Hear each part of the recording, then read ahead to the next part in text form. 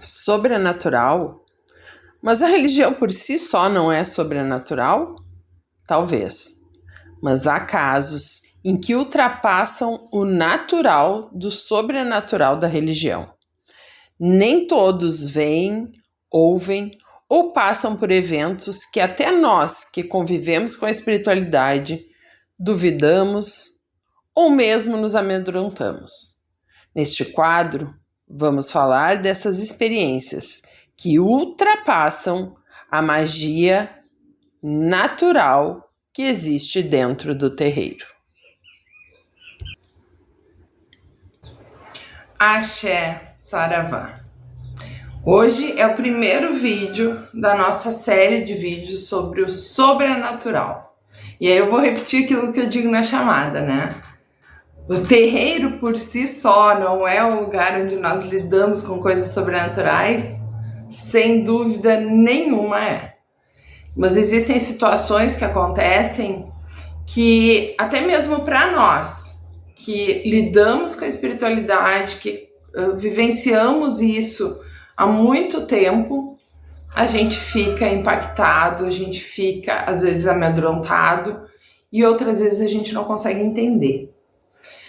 A história que eu vou contar para vocês hoje aconteceu comigo aqui neste terreiro. Estou gravando dentro da minha sala de atendimento e quero contar essa história para vocês. Para isso eu preciso contextualizar um pouquinho o espaço do terreiro, um pouquinho da nossa história, mas antes de eu te contar o que aconteceu, eu vou pedir que tu curta esse vídeo, já vai lá e curte, porque senão no final tu esquece. Compartilha se esse tema for interessante, tu achar que outras pessoas merecem ouvir essa história, e te inscreve no canal, nos ajudando a crescer e a ganhar espaço nesse ambiente virtual que é tão disputado. Bem, a história que eu vou contar para vocês aconteceu aqui comigo neste terreiro. Eu sou Fabiana de Iemanjá Ogunté, sou zeladora da tenda de Umbanda, Filhos de Fé e Cabocla Jupira e mãe de santo, porque aqui nós somos o Ilê Axé, Iemoja Mionã, e a nossa casa fica situada na cidade de Pelotas, Rio Grande do Sul. Esse lugar aqui que eu tô falando com vocês, um dia já foi o quarto dos meus filhos. Por que eu tô dizendo isso? Porque esse espaço onde o nosso terreiro existe é um espaço, uma área verde dentro da cidade, dentro de uma área muito nobre da cidade, e é um espaço muito grande. Nós temos 1 hectare mais ou menos de terra, né, de verde, onde nós estamos inseridos. Por que aqui era o quarto dos meus filhos? Essa casa foi construída para mim e o meu esposo morarmos. Fica ao lado da casa onde residia a minha sogra, que já é falecida. Então, nós moramos um tempo aqui. E quando a minha sogra faleceu, meu sogro foi embora de Pelotas, nós mudamos para a casa dela. E essa casa onde eu estou hoje, ela ficou vazia por bastante tempo. Isso é uma outra história que eu conto para vocês num outro momento. Mas hoje ela é o nosso Ilê. Ela é o espaço físico que ocupa a nossa... que é ocupado pela nossa espiritualidade. Então esse fato que aconteceu comigo, aconteceu quando essa casa já era um terreiro, fazia 1 ano e meio mais ou menos que o nosso terreiro estava em funcionamento. E aí eu preciso falar para vocês de 2 questões importantes, né? A primeira delas é do desafio de estar à frente de uma casa de religião, do desafio de ser uma liderança religiosa, de ser sacerdote, sacerdotisa, né? Ou como eu prefiro, mãe de santo. É muito complexo a gente lidar com as pessoas. E esse foi o maior desafio que eu encontrei quando abri, né, esse terreiro por ordem da espiritualidade. Que fique claro que não foi assim, eu acordei um dia e decidi abrir um terreiro. Eu nasci dentro da religião, Quem está aqui no canal conhece um pouco da minha história. E, enfim, o nosso terreiro tinha 1 ano e meio, mais ou menos, e começaram a acontecer algumas situações entre as pessoas. Começaram a acontecer intrigas, fofocas. A gente sabe que quando nós reunimos pessoas, esse tipo de coisa pode acontecer. Dentro de um espaço sagrado, não deveria acontecer. Mas eu confesso que eu era alguns anos mais jovem e inexperiente na condução de um terreiro. Eu já tinha sido médium a vida inteira, mas uma coisa é a gente estar na corrente, outra coisa é nós sermos responsáveis por esta corrente mediúnica. E eu estava naquele lugar. E tive muita dificuldade para lidar com essa situação. Eu, até hoje, a nossa casa vai fazer 10 anos agora em 2025, eu não passei pelo constrangimento de pedir para alguém se retirar. Quando essa casa ela foi aberta, eu coloquei o seu veludo na porteira, o seu tranca-ruas na tronqueira e disse para eles que a responsabilidade de quem entra e sai desse espaço é deles, que eu precisava dessa ajuda para conduzir esse lugar. Pois bem, assim aconteceu até hoje.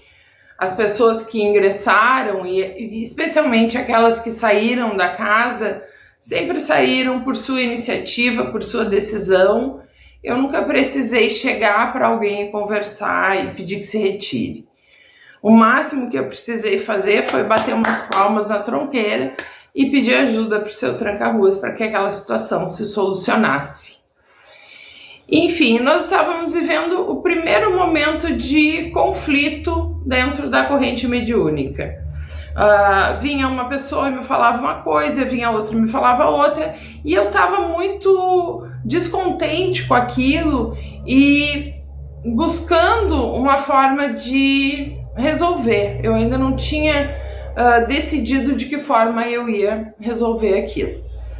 Então era uma quinta-feira à noite. Nessa época eu tinha um comércio e o nosso trabalho acontecia na sexta. A sessão de caridade de Umbanda acontecia na sexta-feira. Então na quinta-feira à noite eu chegava do meu trabalho, vinha aqui para o terreiro para limpar tudo, para organizar tudo, para fazer todas as firmezas que são necessárias para que um terreiro trabalhe e deixar tudo pronto para a sexta-feira, porque na sexta-feira não dava tempo. Eu chegava às 7 horas da noite e às 8 horas era o trabalho, então era impossível fazer tudo isso. Eu gosto muito de ter esse cuidado com a minha casa. Quem limpa o chão que as pessoas vão pisar, quem limpa o banheiro que as pessoas vão usar, antes do trabalho sou sempre eu. Eu não abro mão disso, enquanto eu tiver saúde, assim eu farei. Então era quinta-feira à noite, eu limpei todo o terreiro, deixei tudo organizado, fiz as firmezas de dentro da casa e fui firmar a casa de Exu, que nessa época era uma casa menor, que ficava no espaço que hoje que era a garagem e que vai se tornar a nossa cozinha agora na ampliação, mas enfim, ficava ali a tronqueira, né? E eu fui ali fazer as firmezas necessárias para aquela noite de trabalho que seria na noite de sexta-feira. Fiz tudo, firmei, né? Fiz todo o procedimento ali necessário, fechei a portinha e aí da terreira para a casa que eu moro, para a minha casa hoje, a gente atravessa uma ruazinha, só que é interno, é interno. Eu vou colocar uma foto aqui para vocês entenderem do que eu estou falando.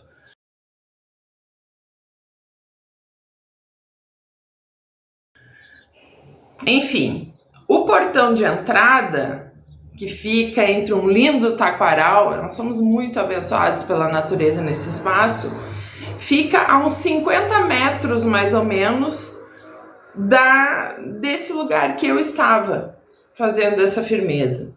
Então, são 50 metros entre o portão e aonde eu estava. Quando eu levantei, terminei tudo, levantei e fui atravessar esse espaço, essa ruazinha, para ir para a minha casa. Sabe quando tu dá um passo e tem a nítida sensação de que alguém está te olhando? Pois bem, eu tive essa sensação, mas foi muito forte, muito forte.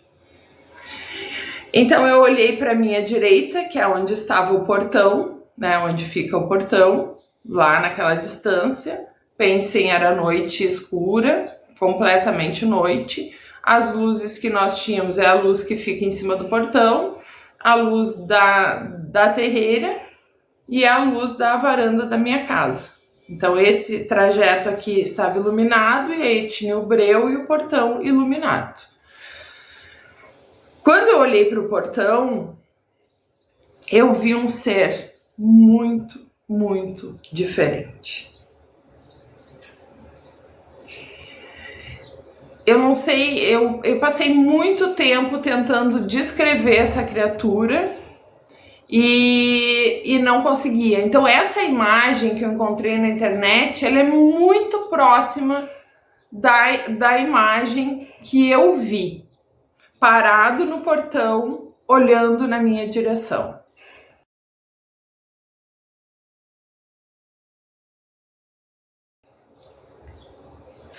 Tudo isso que eu vou falar para vocês aconteceu numa fração de segundos, mas enquanto está acontecendo, parece que aquilo demorou algum tempo. Eu olhei para o portão e essa criatura veio na minha direção numa velocidade inimaginável. A sensação que eu tenho é de que se ele tivesse atingido o meu corpo, ele teria me jogado uns 100 metros longe. Teria me machucado muito. Realmente teria me machucado muito. Então, isso acontece nessa fração de segundos. Eu olho para o portão, essa criatura vem na minha direção numa velocidade absurda e eu vejo aqui de canto de olho, né, o seu veludo. Por que eu sei que é o seu veludo? Porque eu conheço ele pela altura, tava com o chapéu, tava com a capa e ele é o guardião da nossa porteira. Ele sai de trás, né, posicionado atrás de mim, assim, sai muito rapidamente. Quando a criatura está a alguns centímetros de mim, ele passa, segura essa criatura e os dois desaparecem no espaço. Quando isso aconteceu, eu dei, eu acho que o maior grito que eu já dei na minha vida. Só que ninguém ouviu. É chocante demais, né? Na minha casa estavam meu marido e os meus 2 filhos e nenhum deles ouviu. Eu saio daquela situação extremamente nervosa, o meu corpo trêmulo, entro em casa e digo, pelo amor de Deus, vocês não me ouviram gritar, e eles ficam sem entender nada e eu relato para eles o que aconteceu. E aí vem a parte mais interessante dessa história. Não é a primeira vez que essa criatura havia aparecido. Sim, o meu filho já tinha visto. E o mais interessante vem depois. O meu marido viu alguns anos depois. Mas isso eu vou contar para vocês em outros vídeos. Então o que aconteceu comigo foi isso. E aí na hora eu entendi que a nossa casa estava com uma brecha energética, espiritual muito grande, e que eu precisava resolver aquela situação que estava causando isso. Na outra noite nós tivemos a sessão de caridade, o seu Veludo veio e disse para mim que desta vez ele tinha me protegido, mas que eu precisava estar atenta, porque nem sempre ele poderia estar ali. Gente, foi uma situação assim, eu já tinha passado por situações que eu posso chamar de sobrenaturais, extra aquilo que a gente já está vivendo, mas essa foi muito, muito marcante, muito impactante, muito assustadora, e por isso foi a primeira que eu decidi compartilhar com vocês. Não se esqueçam de curtir o vídeo, compartilhar e comentar. Nesse quadro também eu peço a tua ajuda para que ele aconteça. Eu vou trazer as minhas histórias, vou trazer histórias que eu conheço, mas a tua história pode fazer diferença na vida de alguém.